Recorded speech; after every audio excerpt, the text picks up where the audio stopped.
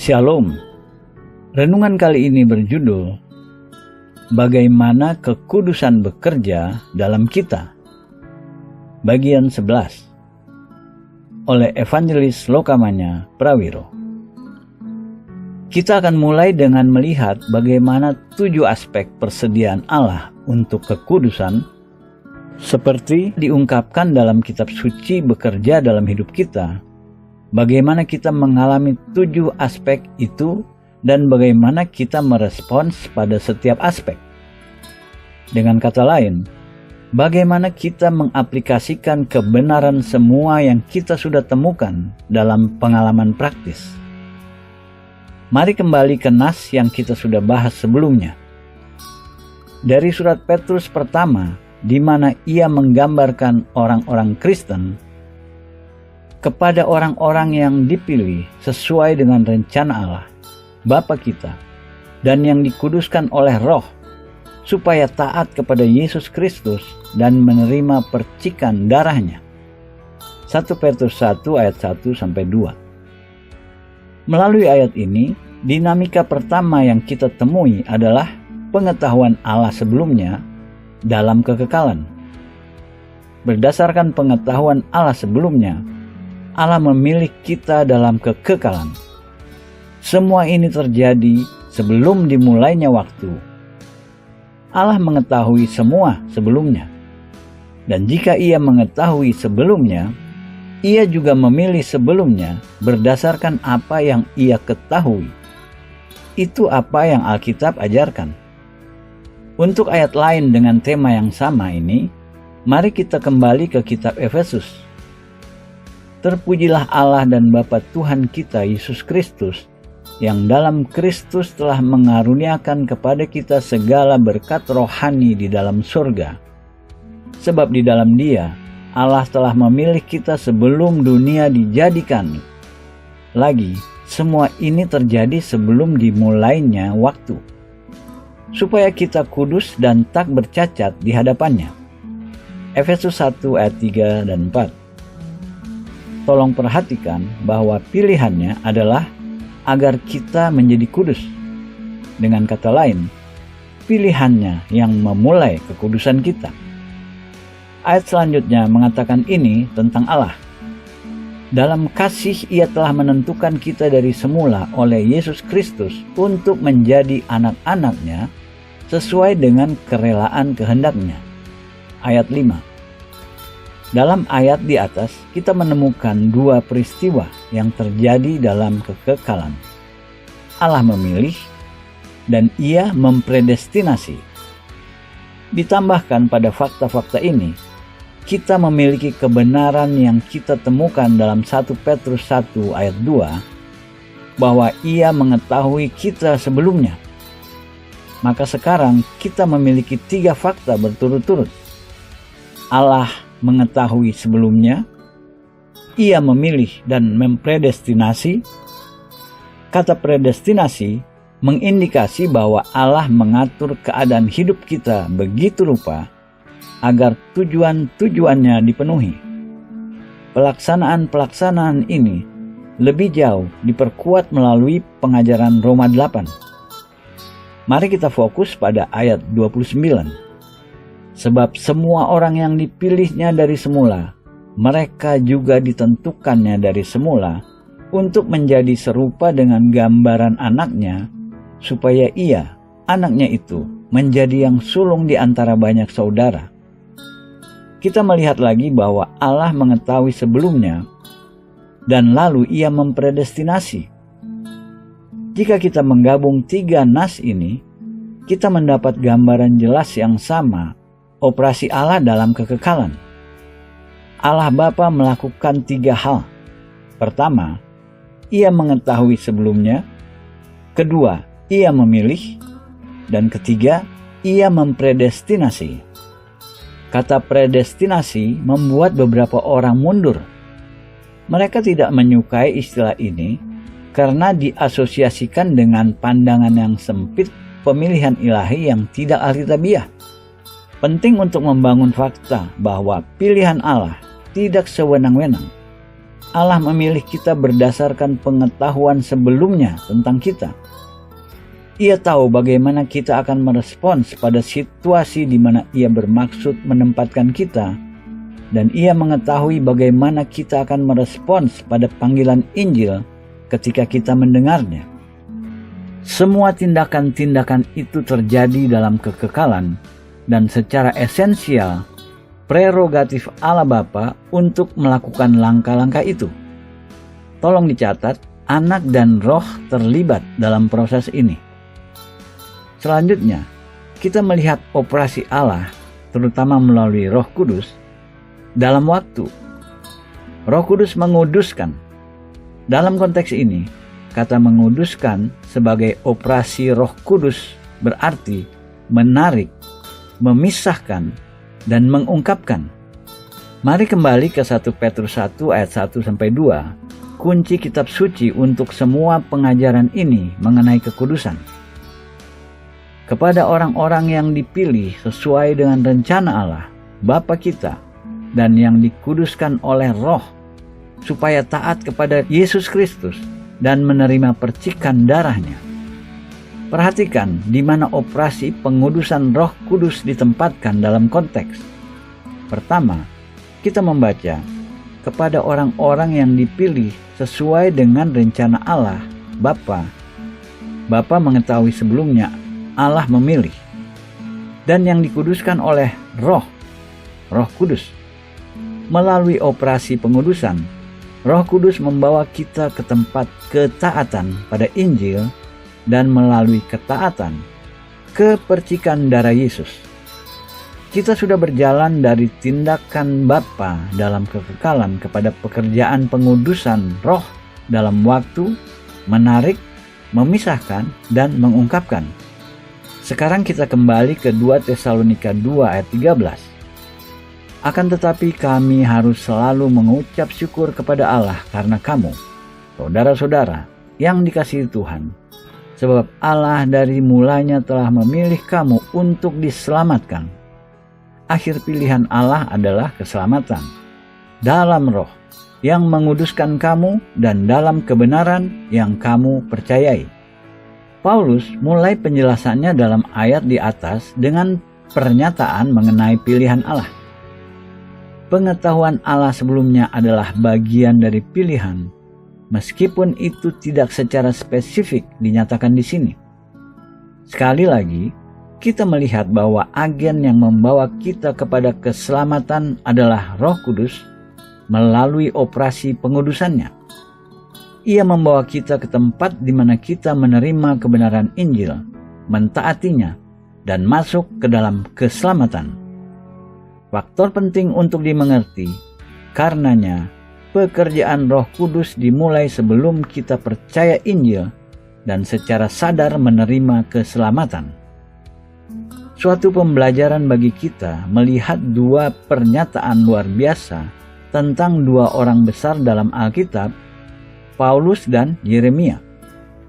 Pertama, dalam Galatia 1 ayat 15, Paulus berkata tentang dirinya, "Tetapi waktu Ia yang telah memilih aku sejak kandungan ibuku dan memanggil aku oleh kasih karunia-Nya." Paulus berkata, ia dipisahkan dari rahim ibunya. Dari momen kelahiran Paulus, Allah mulai memisahkannya untuk tujuan-tujuan khususnya. Namun, untuk beberapa tahun, Paulus memimpin persekusi gereja. Sepanjang waktu itu, Paulus tidak sadar akan keselamatan karena ia belum mengakui Yesus Kristus. Ia secara terbuka menentang Injil. Dan selama waktu itu, Allah Roh Kudus bergerak dalam hidupnya untuk memisahkannya dan membawanya ke tempat di mana takdir Allah dipenuhi. Nabi Yeremia membuat pernyataan serupa mengenai dirinya dalam Yeremia 1 ayat 4 dan 5. Firman Tuhan datang kepadaku, bunyinya, "Sebelum aku membentuk engkau dalam rahim ibumu, aku telah mengenal engkau, dan sebelum engkau keluar dari kandungan, aku telah menguduskan engkau. Aku telah menetapkan engkau menjadi nabi bagi bangsa-bangsa." Perhatikan bahwa takdir Yeremia ditetapkan ketika ia masih dalam rahim ibunya. Allah mengatakan pada Yeremia bahwa sebelum ia dibentuk dalam rahim, ia mengenalnya. Dan sebelum Yeremia dilahirkan, Allah menguduskannya, memisahkannya untuk tujuannya, menjadi nabi bagi bangsa-bangsa. Dalam hal tujuan itu, Allah berkata, "Aku telah menetapkan engkau." Tujuan-tujuan Allah untuk Yeremia mulai dikerjakan sementara ia masih dalam rahim ibunya. Namun pada saat Allah berbicara kepadanya, Yeremia secara esensial berkata, "Tuhan, jangan panggil saya. Saya tidak bisa menjadi nabi. Saya terlalu muda." Lihat ayat 6. Yeremia tidak sadar akan takdir ilahi yang sudah mulai bekerja dalam hidupnya, bahkan sebelum kelahirannya. Bahkan pertama ia tidak bersedia menerima takdir ilahi itu. Kita melihat dalam hidup Paulus dan Yeremia serupa bahwa kerja pengudusan Roh Kudus dimulai sebelum kita sampai pada kesadaran akan keselamatan atau pada penerimaan oleh kehendak kita tujuan dan program Allah untuk hidup kita. Setelah mengenal operasi Allah, pertama dalam kekekalan dan lalu dalam waktu, kita sekarang sampai pada poin dalam waktu ketika Allah mengintervensi dalam pengalaman sadar kita agar takdir kita membawa kita mendengar pemberitaan salib. Kita melihat intervensi ini dalam 2 Tesalonika 2. Paulus menulis, "Allah dari mulanya telah memilih kamu untuk diselamatkan dalam roh yang menguduskan kamu dan dalam kebenaran yang kamu percayai. Untuk itulah Ia telah memanggil kamu oleh Injil yang kami beritakan." Ayat 13-14. Pada saat dipanggil adalah ketika takdir Allah diungkapkan pada kita melalui pemberitaan firman-Nya, ketika kita dibawa ke tempat di mana kita harus merespons dan membuat komitmen pribadi pada tuntutan Allah atas hidup kita. Kita melihat kebenaran yang sama dalam kitab Roma. Sebab semua orang yang dipanggilnya dari semula, mereka juga ditentukannya dari semula untuk menjadi serupa dengan gambaran anaknya, supaya ia, Yesus, anaknya itu, menjadi yang sulung di antara banyak saudara, termasuk semua orang percaya. Dan mereka yang ditentukannya dari semula, mereka itu juga dipanggilnya. Roma 8 ayat 29-30. Nas ini menggambarkan intervensi ilahi Allah dalam waktu, dalam pengalaman sadar pribadi kita. Kita secara fisikal mendengar Injil diproklamasikan, dan sementara firman Allah diberitakan, kita secara spiritual mendengar panggilan Allah Maha Kuasa. Ini titik pembagian dalam pengalaman manusia. Itu di mana salib, titik pembagian setiap kehidupan manusia. Titik pembagian di mana takdir kita diselesaikan dalam pengalaman. Ada momen keputusan kritis ketika kita harus mengatakan iya atau tidak pada panggilan Allah dan pada klaim Yesus Kristus. Paulus berbicara tentang titik pembagian ini dalam 1 Korintus. Sebab pemberitaan tentang salib memang adalah kebodohan bagi mereka yang akan binasa. Tetapi bagi kita yang diselamatkan, pemberitaan itu adalah kekuatan Allah. 1 Korintus 1 ayat 18. Tolong mengerti bahwa salib tidak berubah. Beritanya tidak berubah. Namun, respons kita yang memutuskan takdir kita. Jika kita menerimanya dan tunduk padanya, kita masuk ke dalam keselamatan. Jika kita menolaknya, kita binasa. Lagi, pembagiannya di salib yang adalah momen pembagian paling vital dan takdir dalam pengalaman manusia. Paulus mengekspresikan momen pembagian ini dalam cara berbeda dalam Filipi 3 ayat 12. Bukan seolah-olah aku telah memperoleh hal ini atau telah sempurna, melainkan aku mengejarnya kalau-kalau aku dapat juga menangkapnya, karena aku pun telah ditangkap oleh Kristus Yesus. Kata menangkapnya mengisyaratkan tangan Allah Maha Kuasa menjangkau ke bawah pada titik dan momen tertentu dan menyentuh kehidupan manusia. Momen pilihan, momen takdir, momen panggilan ketika ia menangkap seseorang untuk suatu tujuan yang ia rencanakan dari kekekalan, namun hanya diungkapkan bertahap pada orang itu dalam waktu sementara ia berserah pada panggilannya. Setelah momen tersebut, kehidupan itu tidak bisa pernah sama lagi. Mari ringkas apa yang kita sudah pelajari sejauh ini dan meletakkannya ke dalam konteks untuk membuatnya sejelas mungkin. Pertama, Bapa mengetahui sebelumnya, memilih, dan mempredestinasi. Semua tindakan-tindakan itu terjadi dalam kekekalan. Lalu, Roh Kudus datang mengerjakan pilihan dan takdir Bapa. Tindakan-tindakan itu terjadi dalam waktu. Melalui pengudusan roh, rancangan-rancangan Allah bekerja dalam hidup kita. Pekerjaan Roh Kudus dibagi ke dalam 3 tindakan: menarik, memisahkan, dan mengungkapkan. Ini proses pengudusan. Dalam Yohanes 6 ayat 44, Yesus berkata, "Tidak ada seorang pun yang dapat datang kepadaku jikalau ia tidak ditarik oleh Bapa yang mengutus aku." Gerakan awal datang dari Allah, bukan manusia. Tidak ada seorang pun dapat datang kepada Yesus dengan pilihan awalnya sendiri. Pilihan awalnya dari Allah Bapa.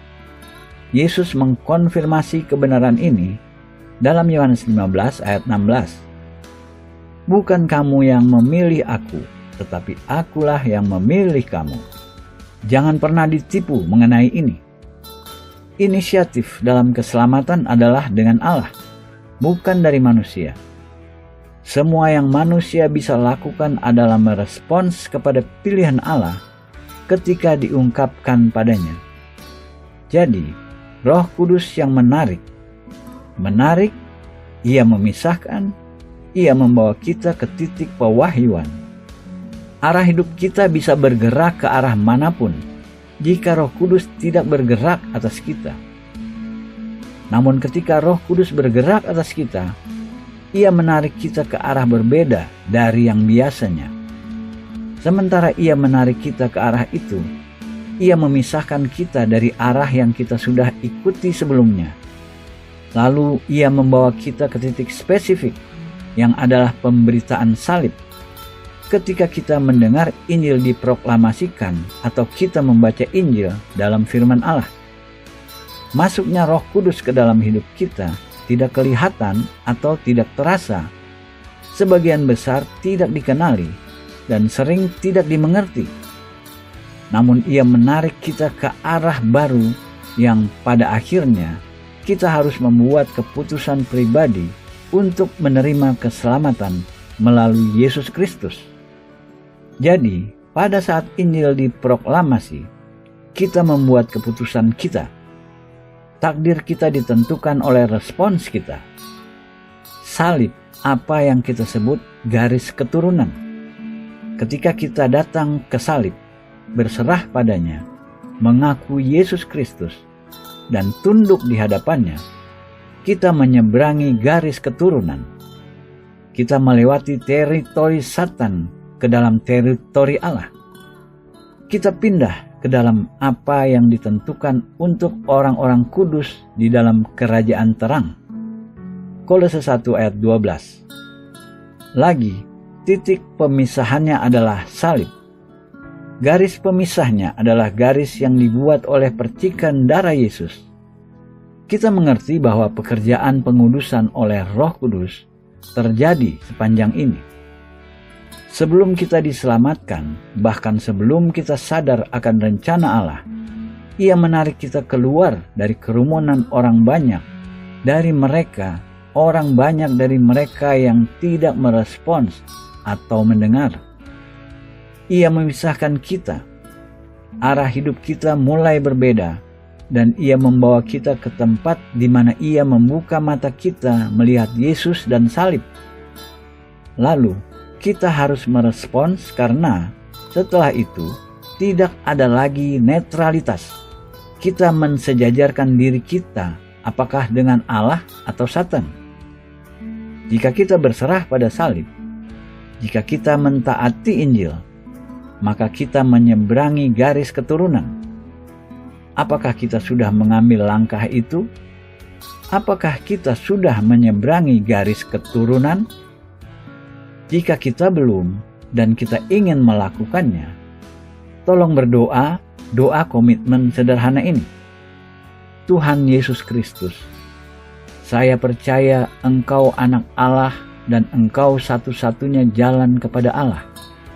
Engkau mati di salib untuk dosa-dosa saya, dan Engkau bangkit lagi dari antara orang mati. Saya minta ampun untuk semua dosa saya. Saya minta Engkau mengampuni saya, menyucikan saya dengan darah-Mu yang berharga. Saya buka hati saya padamu, Tuhan Yesus. Saya mengundang-Mu masuk. Dengan iman sederhana, saya menerima Engkau sekarang sebagai juru selamat saya, dan saya mengakui Engkau sebagai Tuhan saya. Masuk ke dalam hati saya. Beri saya kehidupan kekal. Buat saya anak Allah. Terima kasih, Yesus. Amin. Indah bahwa kita sudah mengambil langkah ini. Camkan di pikiran bahwa pekerjaan pengudusan Roh Kudus belum selesai. Ia akan meneruskan pengudusan setelah keselamatan, seperti kita akan saksikan. Amin.